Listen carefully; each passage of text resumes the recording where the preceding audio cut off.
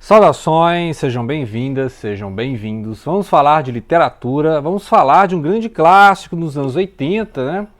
Na perspectiva de personagens marcantes. É um livro que a gente poderia falar de filosofia, poderia falar de erotismo, personagens, enredo, história da Europa Oriental.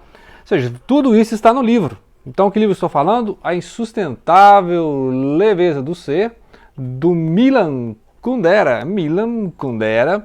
Então, ele é um autor tcheco, né? Ou seja, da República Tcheca, né? Na época era Tchecoslováquia, era unida, né? E que agora, atualmente, né, desde os anos 90, mora na França. Então, ele é um cidadão francês e escreve em francês. Então, ele é um tcheco francês, né? Muito bem, então esse livro aqui você pode fazer várias leituras. Fizeram um filme em 88, né? Inclusive ele não gostou e daí não deixa mais fazer filme a partir dos livros dele, né? Então o Kundera proibiu fazer, não deixa mais. Mas o filme realmente porque o filme pega muito só o relacionamento humano, né? A questão erótica e tal. É muito raso. Porque o livro é muito complexo. O livro é muito complexo.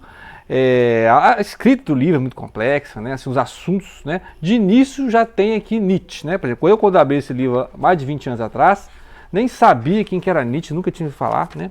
Depois eu fui lá ler o Assim Disse Zaratustra, né? Assim falava Zaratustra. O eterno retorno é uma ideia misteriosa e Nietzsche, com essa ideia, colocou muitos filósofos em dificuldade. Aí, só essa aqui já... Quem que é Nietzsche? Quem que é? Né? Então, filósofo para mim era só lá o Platão, né, o Sócrates, né, o Sartre, alguma coisa assim, mas aí nunca tinha lido. Depois eu fui ler, li metade da obra do Nietzsche, né? Muita coisa eu concordo com o Nietzsche, muita coisa hoje eu discordo, né? Mas eu li o Nietzsche, fui lá ler, eu tive o trabalho de comprar os livros lá, aquelas coleções, o Zaratustra, li tudo nesse negócio do Nietzsche, né? Então foi a primeira vez que eu vi a palavra Nietzsche. E aquele negócio, aquela imagem do Nietzsche chorando também, né? O Nietzsche viu um cavalo sendo açoitado, né? Pelo cocheiro, e ele vai lá e abraça o cavalo e perde a razão e tal, né? Então tem essas imagens fortes. O livro realmente é muito forte, muitos debates filosóficos dos anos 80, né? Muitos casais já me comentaram que leram esse livro, né? Então, muitos casais se conheceram pelo livro, muitos casais se separaram porque leram o livro também, então é interessante, porque realmente ele tem a questão do relacionamento, nós vamos falar de personagens, né? Então não vou falar do enredo, não vou falar de história, né? Assim, a gente pode fazer um estudo só sobre a questão da Europa Oriental, o socialismo real, né? A questão lá tem várias questões. A questão dos filosóficos seria a questão da liberdade, basicamente, né? Porque como é um livro assim mais existencialista, no sentido de que ele analisa a liberdade que o ser humano tem, né? Diante de, por exemplo, correntes históricas, né? Então a gente pode debater este livro pelas várias leituras da liberdade, né? Como é que seria a liberdade, por exemplo, para o liberalismo, né? Livre expressão, liberdade de imprensa, mercado livre, né? E para outros sistemas que são mais coletivistas, a liberdade é restringida. Por quê? Porque você tem a questão da igualdade, né? Você tem que manter uma certa igualdade de oportunidade, então ninguém pode ser livre para ser um milionário, né? Então essa liberdade você não tem, né? Você não pode ser um milionário, você não pode ser um grande empresário, você não pode explorar mão de obra alheia. Então, no socialismo real, do que o livro mostra, e outros livros do Kundera, realmente você não tem essa liberdade de ser rico, de ser destacado dos outros, né? Então, é claro, será que esse marxismo real, né, o socialismo real, é uma contradição com o marxismo, filosofia, né, filosofia marxista? Então, outro debate também não faremos aqui, né, ou seja, não estou aqui para defender nem atacar o marxismo, é só uma questão que o livro vai mostrar uma leitura que pode ser feita historicamente, que o socialismo foi imposto, né, de cima para baixo aqui com a invasão soviética, né? Porque lembrar que a Tchecoslováquia foi invadida pelos exércitos alemães na Segunda Guerra e quem libertou essa região foram os exércitos soviéticos, né? Depois de 44, 45, e aí vários partidos comunistas foram colocados no poder na Polônia, né? Na Bulgária, né? Na Romênia, blá blá blá, certo? Albânia. Então, ou seja, porque foram libertados por tropas soviéticas, passaram para a esfera de influência soviética, né? Questão histórica. Vamos voltar aos personagens. Então esse é o plano de fundo histórico, e aqui nós temos 4 personagens interessantíssimos, né? assim, dois interessantíssimos, né? Que de início é aquela questão dos personagens da leveza e a questão os personagens do peso. O que seria isso?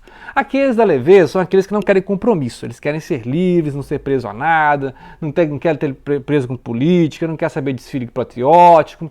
Então nós temos o Tomás e a Sabina. O Tomás e a Sabina, o Tomás é o médico, a Sabina é um artista, e ambos têm um relacionamento pela leveza. Eles estão relacionando pela leveza, sem compromisso, só vão para a cama quando querem, né, o erotismo solto, não querem compromisso com política. Inclusive o Tomás é perseguido politicamente, né, ele perde esse cargo dele de médico, e aí ele vai virar um trabalhador braçal, etc. Esse é o enredo do livro, né? Depois a gente pode discutir o enredo do livro. Mas basicamente o personagem, ele é aquele personagem assim que ele está aberto às questões, não quer se prender politicamente, não quer prender mulher nenhuma, não quer ter casamento. E aí ele encontra a Teresa. A Teresa, ao contrário dele, é o peso. A Teresa, ela quer ser única, ela quer ser amada por ela mesma, ela não quer ser mais uma na fileira, ela não quer ser mais uma das amantes, né, do Tomás. Né? Enquanto a Sabina não se importa, a Sabina, só mais uma, né, que ele leva para cá, não tem problema, né? Ela não está muito preocupada com isso, não. Ela quer, inclusive, quando o homem se apega, que é outro personagem, o Franz é o outro do peso, o homem de família, o homem casado, que tem uma esposa, filho. E aí, quando ele fica muito, muito apegado a ela, ele dá muito compromisso, ela vê que está entrando no compromisso, ela sai fora. Né? Interessante isso, que a Sabina, ela é uma mulher livre. Então é assim, ó, feminista, mulher.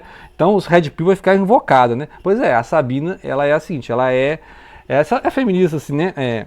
Não exatamente a feminista, porque ela não é falada como uma feminista, mas é uma mulher que não quer se prender a nada, não quer ter compromisso, e ela é uma artista, né? Então a outra coisa que ela levanta é a ideia da liberdade artística, né?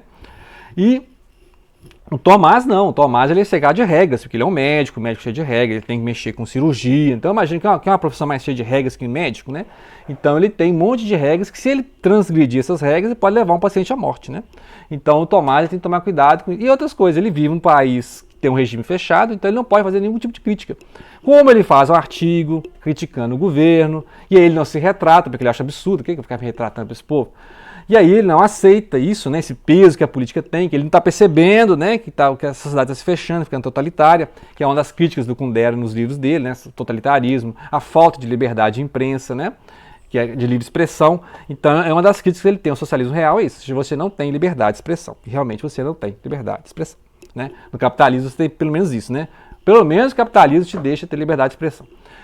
Muito bem, aí aqui o Kundera está fazendo o seguinte, ele está mostrando no personagem os vários tipos de leveza e peso. A vida é aquela da leveza, né? Mas se ela é da leveza, as coisas são efêmeras, então você não tem amor, porque amor não é apego, né? A ideia de amor não é apego, né? De manter o relacionamento. Então aqueles personagens da leveza, que é levar a vida na leveza, né? Sem compromisso, sem se apegar a nada, tá aberto a qualquer coisa, deixa a vida me levar, né? Então o Tomás e a Sabina, eles realmente não sentem peso de nada, então eles, não tem amor, coisas são efêmeras, os relacionamentos são efêmeros. Enquanto tá junto, tá gostando, beleza, depois se separa também, não faz questão, né? Enquanto que a Teresa e o Franz, não, o Franz é um professor universitário, né? Depois que ele é abandonado pela Sabina, ele não volta para a família, ele passa a ter outros casos, tentando substituir a Sabina, mas não consegue. Então ele sai com as alunas, mas nunca vai ser a Sabina, e claro, a Sabina é uma personagem fantástica, inclusive é uma das personagens marcantes do livro, ela e o Tomás, né? E em segundo nível coloca os personagens do peso, que é a Teresa e o Franz, né? Eu acho o Franz mais fraquinho, assim, em termos de... É um cidadão comum, né? O Franz é o mais comum aqui, e ele é o contraponto total da Sabina, tanto que tem aqui no livro, acho interessantíssimo, o Milan Kundera. O Milan Kundera é um desses caras que merece ganhar o Nobel. Eu vou mandar uma listinha aqui de cara que merece ganhar o Nobel. Mas interessante esse personagem, porque eles têm um verdadeiro léxico de palavras incompreendidas. Porque ele mostra que os personagens, né, tipo assim, as almas não se encontram, as almas não se comunicam, né? Vários pontos aqui, várias partes do romance tem a ideia do corpo e alma e corpo. Não no sentido espiritualista, né? Porque é um romance existencial. É no sentido de o corpo é a coisa física e a alma é a personalidade, a psique, né? No sentido mais psicanalítico, né? A alma aqui no sentido psicanalítico, né? Que é a ideia da alma imortal, espiritismo, não. Então, deixando claro que aqui nem é dicotomia, né? Como dizem, a dicotomia existe quando a ideia da alma imortal, né? Nem é dicotomia, não. Aqui é a questão o corpo possui uma alma no sentido de a alma é a pessoa, né? A personalidade da pessoa. E aí tem um léxico das palavras incompreendidas que mostram que se as almas não se comunicam, porque eles não chegam a acordo, né? As ideias, as visões de mundo são diferentes, só os corpos se compreendem. Então, por isso que é um romance que, assim, que é cheio de erotismo, mas não é um romance erótico, né? É claro que o filme pegou essas cenas eróticas e tal. O pessoal acha que é um negócio meio que tons de cinza, não é. O erotismo é que está mostrando assim, olha, as almas não entram em contato, as almas tentam se comunicar, mas não entram em contato. Então são relacionamentos difíceis, né? Todos os relacionamentos do livro são difíceis, né? Esses são relacionamentos complicados, né? Por quê? Mas ao mesmo tempo eles são casais, eles estão ali vivendo a vida sexual plena, né? Todos eles realizam fisicamente, assim, os corpos se entendem e as almas não. Então essa é a ideia do livro. E aí, o que mostra justamente o que é o ideal de vida, né? O kit, ele vai criticar o kit, né? Esse ideal em que você coloca as coisas feias debaixo do pano, né? O kit é a negação da merda, como se diz, né? É uma expressão do livro, que é o kit partindo daquela ideia de corpo e alma, tudo tem corpo e alma, né? Ah, então Deus também tem um corpo, né? Porque você vê lá a imagem daquele Deus cristão da Capela Sistina, é um Deus lá, um homem barbudo, não, como assim, um Deus, né? Um Deus corporificado, então Deus tem corpo? Então ele vai fazer todas essas questões, assim, né, bem Nietzsche, né, ele é ácido, ele é satírico, igual o Nietzsche, né, eles fazem uma análise assim bem, por isso que o Nietzsche está lá na primeira linha do livro, porque ele analisa basicamente o existencialismo, lá Nietzsche, né, então ele vai criticar a religião, outros livros, brincadeira, né, outro livro, imortalidade, ele vai fazer altas críticas à religião, e aí, é um cara, eu coloco ele na lista dos caras, né, o Milan Kundera, os caras que merecem o Nobel, né, antes de terminar o vídeo, eu vou colocar essa lista, por exemplo, Mia Couto merece Nobel, o Milton Ratum merece, o Inácio Loyola Brandão merece Nobel, a Margaret Atwood merece Nobel, Walter Hugo Mãe, português, merece Nobel, o Salman Rushdie merece, Amos Oz, que é um israelense, sensacional, o Orhan Pamuk, nem sei se estou falando certo, hein? É o turco, né? Também sensacional, e o Ismael Kadaré, com o Abril Despedaçado, que virou um filme, né, no Brasil. Então eles fizeram a adaptação do livro, que se passa na Albânia, olha pra você ver, o cara é albanês.